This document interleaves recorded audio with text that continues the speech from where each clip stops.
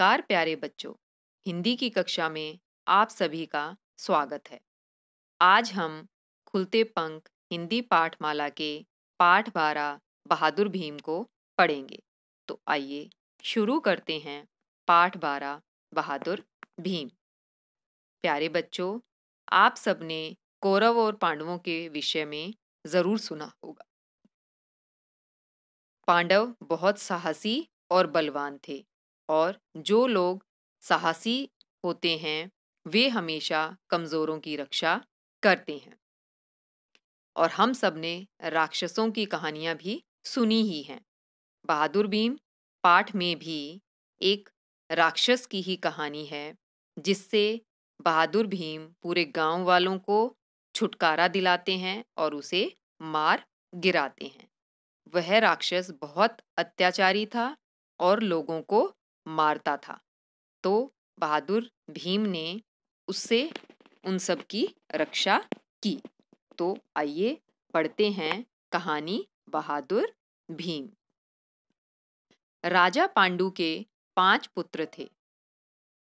युधिष्ठिर, भीम, अर्जुन, नकुल और सहदेव। युधिष्ठिर इन सब में सबसे बड़े थे। 5 भाइयों में भीम सबसे अधिक बहादुर और बलवान थे। बलवान यानी कि बलशाली, जिसमें बहुत ज्यादा बल हो।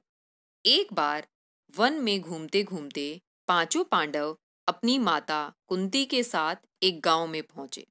जब 5 पांडवों को वनवास मिला था बच्चों, तो उस समय उन्हें वन में जाना पड़ा और वन में घूमते घूमते वे एक गांव में पहुंचे।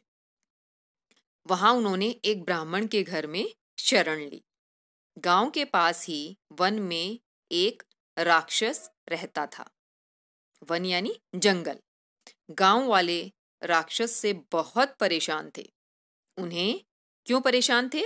क्योंकि उन्हें प्रतिदिन ढेर सारा भोजन और एक आदमी राक्षस के पास भेजना पड़ता था। प्रतिदिन यानी रोज।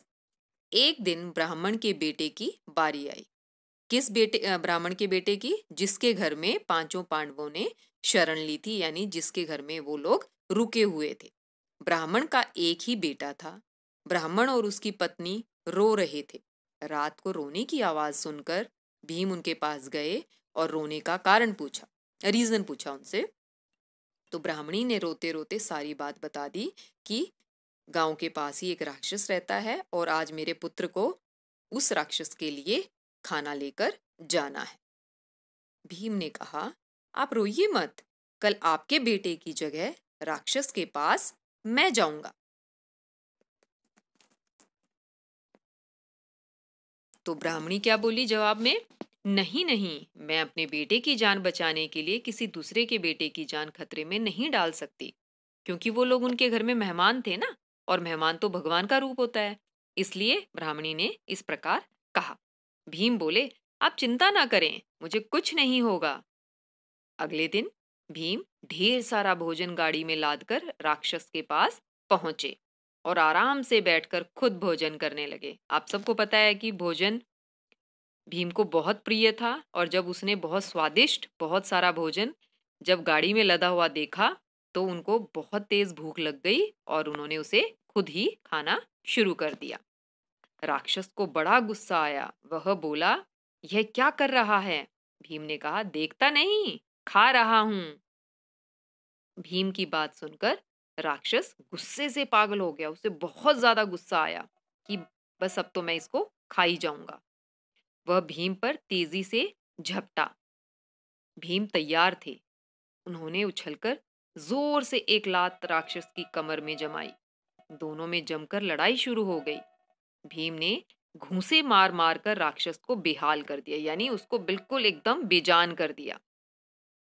वे उसकी छाती पर चढ़ बैठे और उसका गला दबाने लगे। कुछ ही मिनटों में राक्षस की जान निकल गई। भीम गाड़ी लेकर वापस आ गए।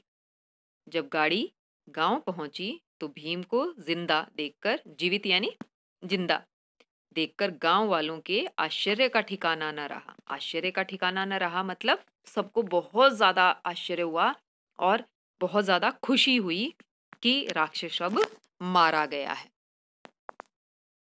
राक्षस के मरने की खबर सुनकर गांव वाले खुशी से नाचने लगे, क्योंकि उस राक्षस के अत्याचारों से सारा गांव बहुत परेशान था और प्रत्येक दिन उनको एक व्यक्ति को भेजना पड़ता था और ढेर सारा भोजन भेजना पड़ता था, तो सारा का सारा गांव बहुत ज्यादा परेशान था।